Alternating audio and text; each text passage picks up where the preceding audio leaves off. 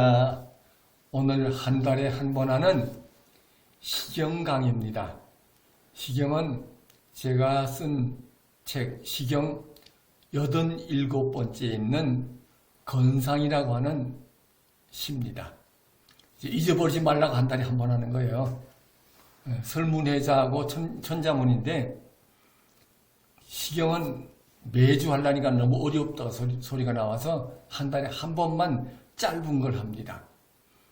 예, 보시고 책을 여기 강의 들으신 다음에 책을 보시면서 공부를 하세요. 책이 없는 분들도 건상이라 하는 시를 찾아서 보시면서 음미하시면 많은 도움이 되실 겁니다. 자해사아 건상섭진 자볼아사 기무타인 광동지 광야저 이렇게 문자적으로는 이렇게 쭉 떠 있는데 이걸 문자로 그냥 해석하면은 그대 날 사랑하고 생각해 준다면 치마 올리고 진수라도 건너갔겠지만 그대 날 생각해 주지 않는다는데 어찌 다른 사람이 없겠느냐. 미친놈과 미친년이 하는 짓이라고? 이렇게 말을 주거니 받거니 하며 빈중거리는 글입니다.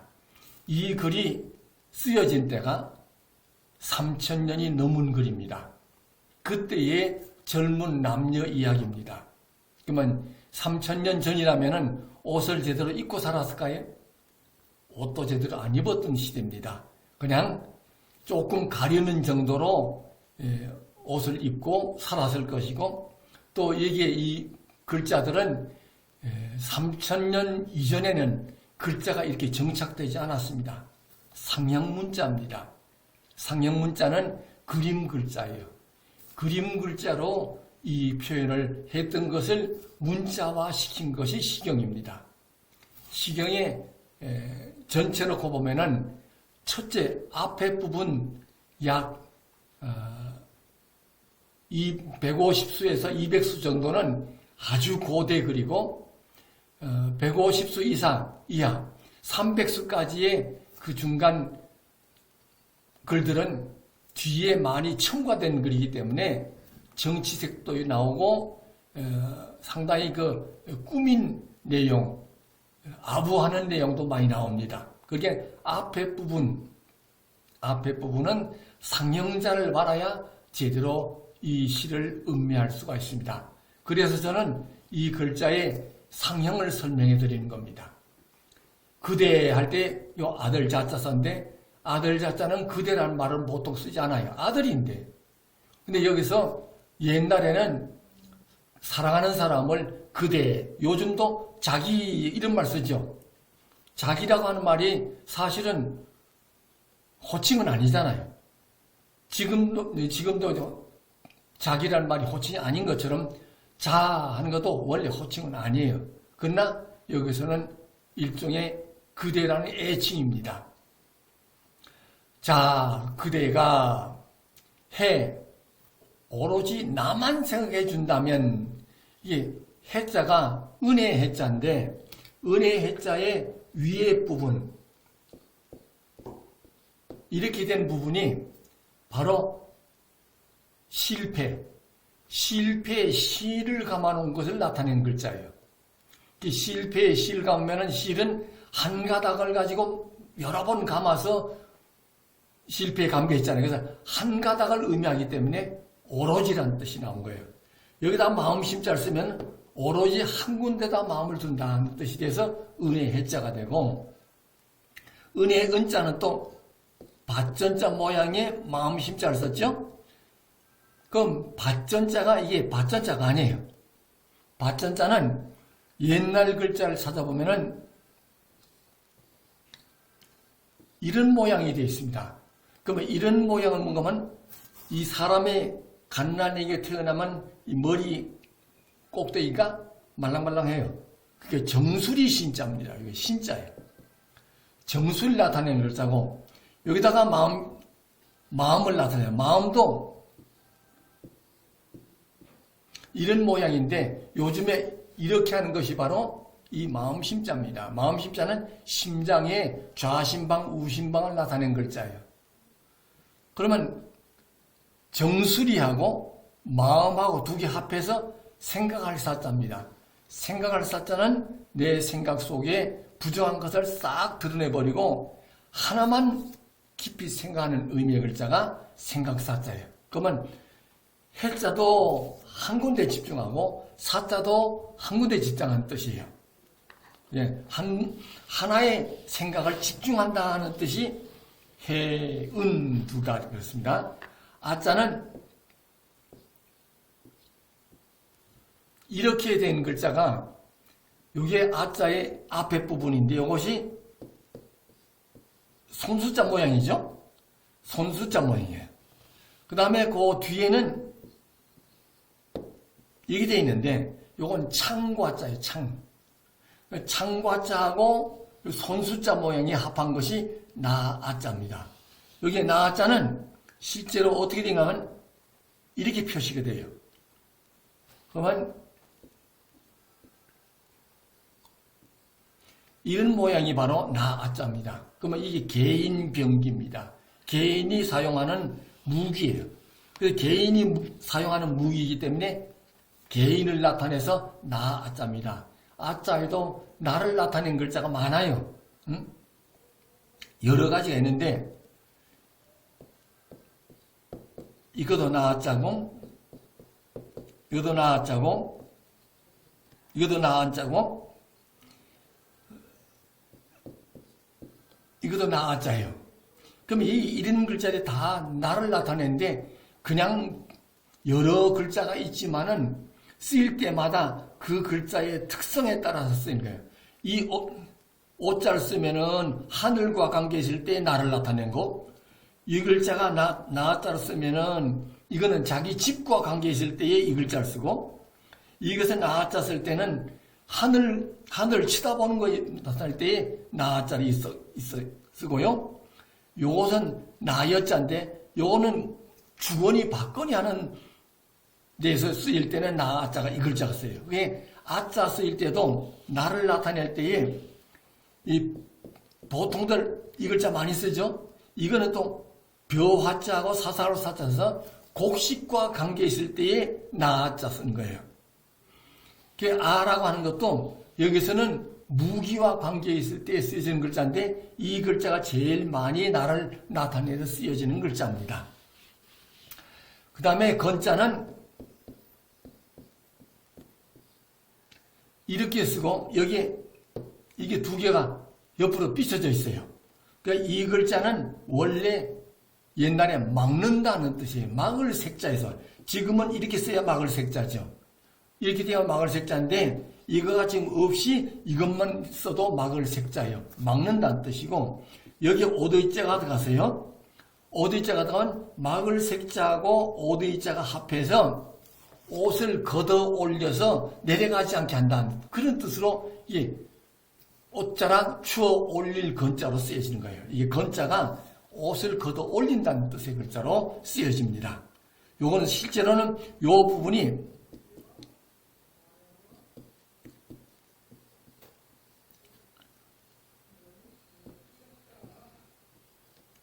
이렇게 모양이 복잡합니다. 글자가. 원래 이 글자를 상형을 찾아서 그리면은 펼칠 전자고 받들 공자고 여기서는 옷의자고 진면자고 이거 속에도 진면, 펼전, 받들 공, 옷의 여러 글자가 합해서 한 글자를 나타낸 거예요. 이게 바지를 걷어 올리든지 웃돌이도 팔 걷어 올리든지 이럴 때 쓰여지는 글자가 이 건자입니다. 추 올릴 건. 그 다음에 상자는 이게 발할 상자죠. 만약에 이거에서 점을 두 개 띄면은 이게 향자죠. 향자에서 또 이 입구자를 띄면은 진면자입니다. 진면자에다 입구자를 넣으면 향할 향자고 향할 향자에다가 8팔자가 더 들어가면은 발할 상자가 돼요. 이렇게 글자는 자꾸 발전해 갑니다. 이 글자에다가 수건건자를 넣으면 항상상자죠? 항상산. 그러면 발할상자 밑에 수건건자를 넣으면은 항상 이 아랫돌을 옷을 가리고 다닌다 하는 뜻의 글자가 발할상자예요. 이 발할상자인데 이것 밑에다가 수건건자를 쓰지 않고 이 글자를 쓰면은 옷이죠. 항상 옷을 입고 다녀야 된다 하는 뜻의 글자에서 바지상자입니다. 예? 치마상자라고 보통 많이 쓰는데 이건 치마도 되고 바지도 돼요. 때에 따라서는 바지로 해석될 때도 있고 때로 따라서는 치마로도 됩니다. 근데 남자의 바지를 굳이 나타낼 때는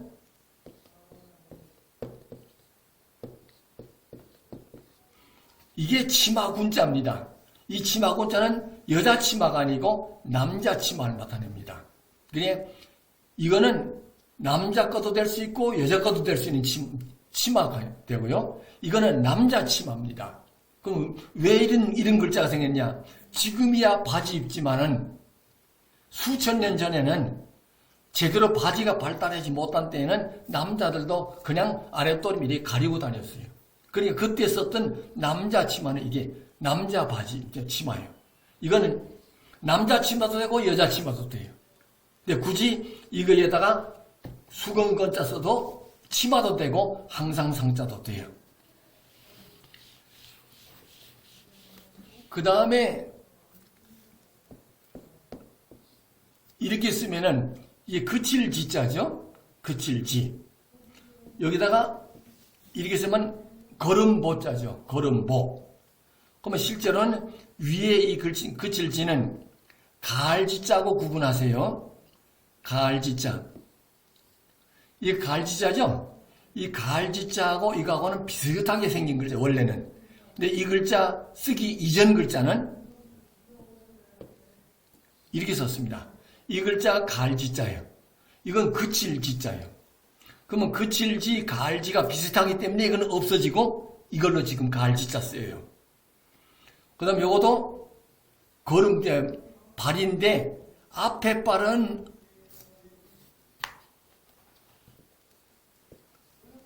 이렇게 생겼으면 뒤에 발도 이렇게 생겼을 거 아니에요. 발 두 개를 걸어놓으면 앞으로 걸어가는 거예요. 그래서 걸음보자예요. 걸음보. 요것은 딱 섰다가 그냥 가는 걸 나타내는 글자고, 요거는 발이 딱 이렇게 멈춰 서 있는 모양에서 한쪽 발을 나타내고, 요건 그 뒷발을 나타내요. 두 개가 같이 동시에 움직여 걷는 거고, 요거는 한 발이 움직이는 걸 나타내서 간다는 뜻을 나타내는 글자예요. 그러면 이 글자에다가 물숫자가 붙었어요. 물숫자를 또 공부를 하면은 보통 우리는 물숫자를 이렇게 알고 있죠? 이 물숫자는 내천자에서 왔습니다. 내천자, 이렇게 하면 내천자인데 개우를 나타내요. 이것이 이렇게 되고 이렇게 되면 물숫자예요. 여기가 하나 끊어지면 물숫자가 되고 그냥 붙어 있으면 내천자예요. 이것도 한 개가 이렇게 된 글자, 두 개가 있는 글자, 세 개가 있는 글자, 이게 세 개가 나와요. 이거는 밭도랑을 나타낼 때, 밭고 일항을 나타낼 때 이 글자 쓰고, 요거는 밭 사이에 도랑을 나타낼 때 이 괴자로 쓰고, 이건 내천자를 쓰는 글자예요. 근데 요것이 중간에 끊어지면 물숫자예요. 그럼 물숫자가 요 앞에 붙었어요. 발 두 개가 있고 물숫자에서 물을 건너가는 거예요. 물을 건너가는, 그래서 건널 섭자입니다. 그 건널 섭, 그 다음에 진자입니다. 진자는 조금 요 위에 요렇게 된 것이 좀 특색이 있기 때문에 요거 해석을 잘 해야 돼요. 이게 두 가지가 나와요.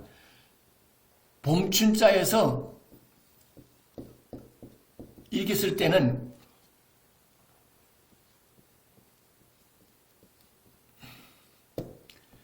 풀철자가 세 개가 있어서 햇볕 비치는데 풀이 많이 나는 걸 나타내서 봄이 돼요. 이 봄춘자는 여기에 풀을 나타내는 글자고, 여기에 나와 있는 벼화자가 되어 있으면은 이게 벼 이름 진자인데 이 벼 이름 진자는 전혀 이거하고 다른 모양새가 나와요.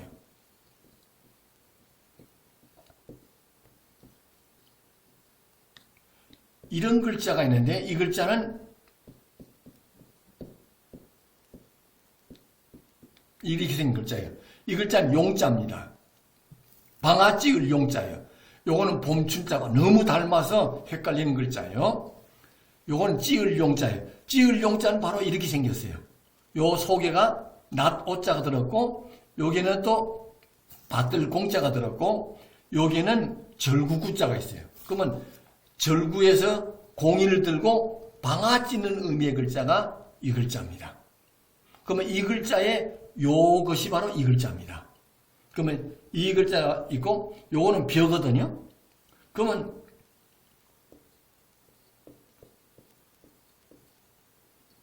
이렇게 생긴 것에 이렇게 생긴 글자예요 원래. 그럼 이건 뭐냐면 절구 속에다가 여기 절구는 여기 생략되어 버렸습니다. 정루 여기 생략됐어요. 절구를 가지고 벼를 찢는다는 뜻의 글자가 이 글자입니다. 그게 벼 이름 진자입니다. 벼 이름 진자예요. 이게 방아 찢는 의미의 글자가 요 진자예요. 그러면 이 글자에다가 물숫자가 붙었습니다. 그러면 물이 있는 곳에 방아 찢는 의미의 글자가 이 진자인데 이 시경에서는 보통 이 진자를 진수라고 번역을 합니다. 진수. 어떤 개울 이름이나 강 이름으로 번역이 되고 있어요. 그러면 여기서는 그대가 나를 사랑해 준다면은 내가 강물을 건넜을 텐데 이런 말이거든요.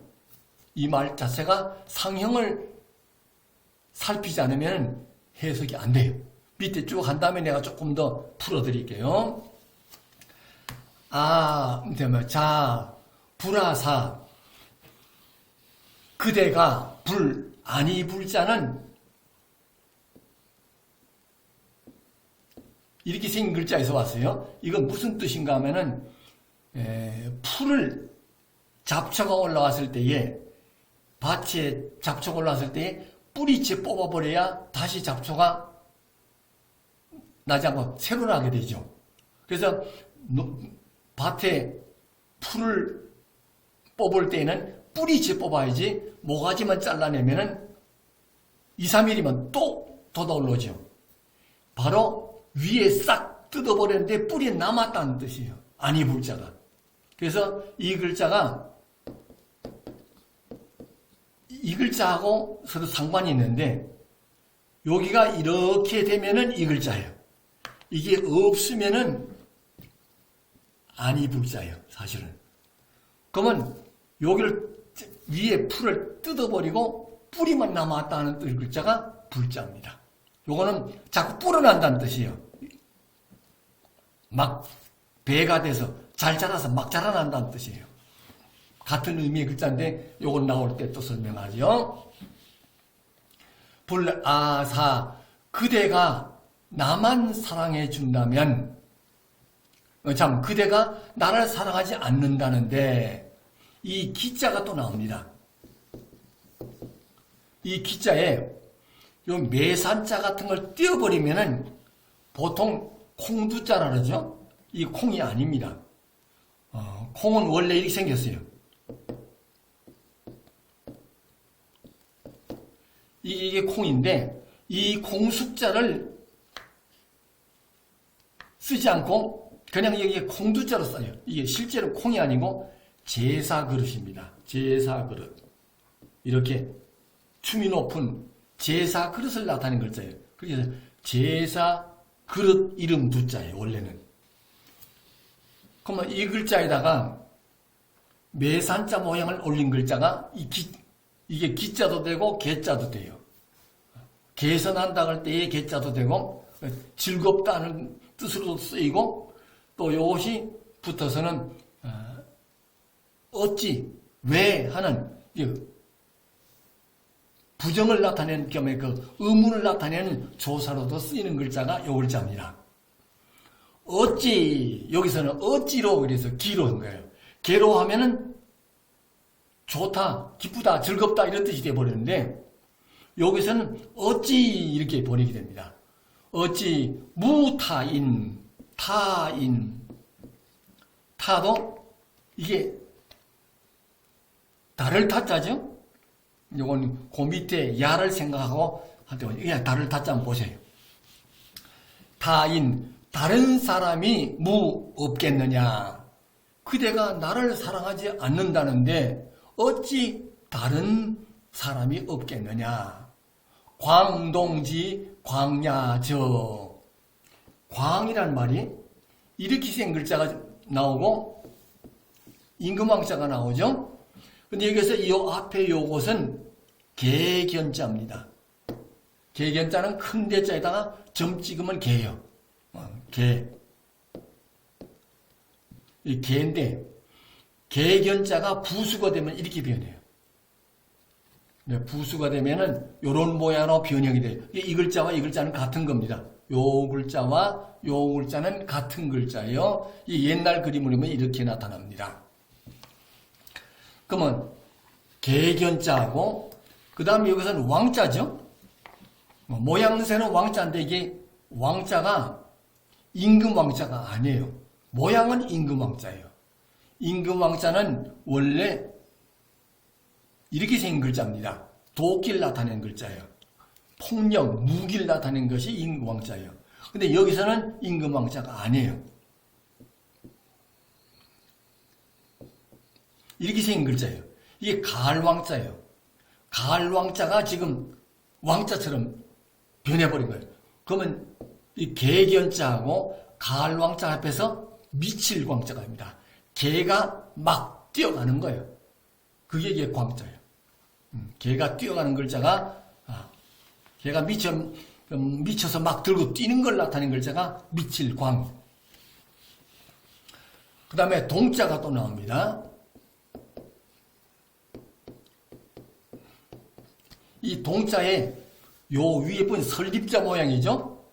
설립자 모양이 들어가면은 이 설립자는 원래 이렇게 생긴 글자가 변한 거예요. 그러면 날붙이 신자인데 원래 이 날붙이 신자가 설립자로 남은 거예요. 그러면 이 글자가 붙으면은 침을 놓은, 침 맞은 사람이란 뜻이에요. 그러면 이 글자와 닮은 글자를 또 얘기해보죠. 이 글자는 첩자입니다. 첩. 그러면 아이 동자나 첩자나 이게 같은 계열의 글자예요. 실제로는 노예란 뜻이에요. 노예라고 하는, 노예는 여자가 손에 잡혀있는 여자가 노예거든요. 그 노예를 나타낸 글자가 남자는 동, 여자는 첩이요. 그러면 노예의 뜻에서 온 글자들이에요. 이 둘 다. 그러니까 이 동 그러면 아직도 크지 못한 아이, 또 잡혀온 아이, 노예 이런 뜻이 바로 동자 속에 들었습니다. 그리고 여기에 첩자는 죄 지은 여자, 벌을 받아야 되는 여자, 그게 첩이요.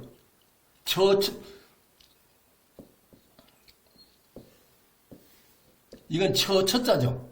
처첩자. 저는 이건 정실 부인입니다. 정실 부인을 할 때는 처를 쓰고 첩 그러면 세컨드. 이건 죄 지은 여자.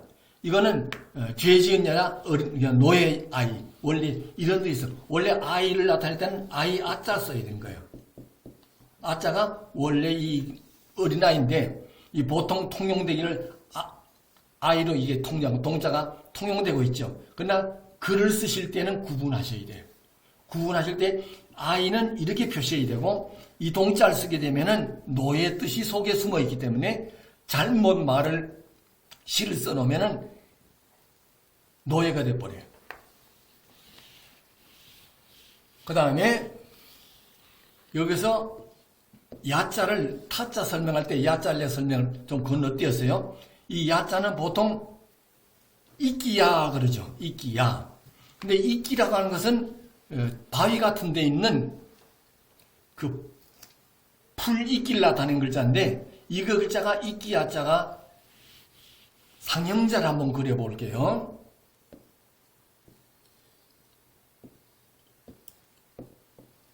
이렇게 생겼습니다.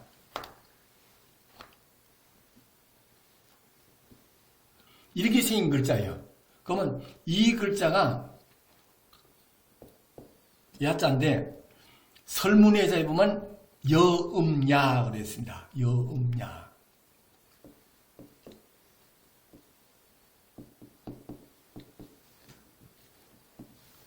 여음야. 여자를 나타낸 글자입니다. 원래는. 여자를 나타낸 글자인데 지금은 그냥 조사로 이끼야자로 그냥 통용이 되고 있어요. 이것을 머리에 둬둬야 해석할 때에 금방 이해가 쉬워집니다. 그 다음에 이 글자 끝에 나오죠. 이게 보통 차로 읽습니다. 보통 또차, 또차로 읽는데 이게 조자로도 읽히고 저자로도 읽어져요. 그러면 이 조나 저는 많이 읽혀지지 않아요. 거의 차자로 읽어요. 또차. 그러면 이게 글자가 뭐에서 온 글자냐? 이렇게 생긴 글자거든요. 도마조자입니다. 도마조. 저라고 읽을 때는 마늘저. 마늘저. 도마조, 또차. 그러면 도마에다가 칼질을 할 때 한 번만 딱 하고 끝내는 게 아니고 여러 번 도마짓 한다 해서 마늘저라고도 발음하고 이건 도마를 나타낸 글자이기 때문에 도마로도 나타내기도 하고 또 이렇게 여러 번 말할 때도 또를 써요. 또차라고도 써요. 그럼 여기서는 또라고 해석이 되면 말이 연결이 안 돼요. 그래서 이 시 속에서는 마늘저자로 보셔야 돼. 그러면은 이 시의 중요 부분을 내가 딱 잡아놓으면은 그것만 상형을 의미를 해석하고 나면은 다른 것은 쉽게 연결됩니다. 그대가 나만 사랑하고 생각해 준다면 건상 치마 걷어 올리고 바지 걷어 올리고 섭진 건너갔을 텐데 이 진이 개울이냐? 개울이 아니에요. 개울이 아니고 요 진짜 속에는 야한 뜻이 들어있습니다. 여자를 의미합니다. 여자와 섹스하는 얘기가 개념이 들어가 버립니다. 그대가 나하고 사랑해 준다면 내가 그대한테 몸 바쳐서 같이 자줄 텐데 그대가 나를 사랑해 주지 않는데 어찌 내가 다른 남자가 없겠느냐? 다른 남자 내가 왜 안 보겠느냐? 광동지 광야저 광동 미친 개 같은 놈 아주 하대한 얘기요. 미친 개 같은 놈 지 갈지자죠. 한다 소리예요. 한다. 광야저 광야 광을 미친 야는 여자를 나타냅니다. 그러니까 미친년과 미친놈의 미친놈하고 미친년이 같이 어울린다니 미친 짓 아니냐 이런 말이 바로 이 건상이라고 하는 시의 내용입니다. 그러면 요 밑에 것도 같아요. 같은 형태니까요. 위에 것 말만 밑에 것도 금방 돼요. 아래 거 보면은 자해사아 그대가 나만 사랑해 준다면 건상 내가 위에 진짜하고 유자만 다릅니다. 유자도 물이름 유자로 나오는데 강이름 유자인데 진짜하고 같아요. 유자는 있을 유자가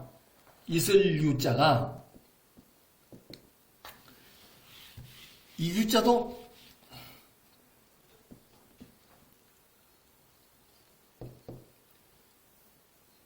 살육자하고 손이거든요.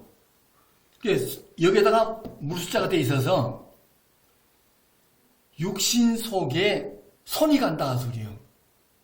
고기를 쥐고 있는 개념인데 고기를 쥐고 물을 건너간다는 뜻인데 실은 진짜와 유자는 같은 의미의 글자입니다.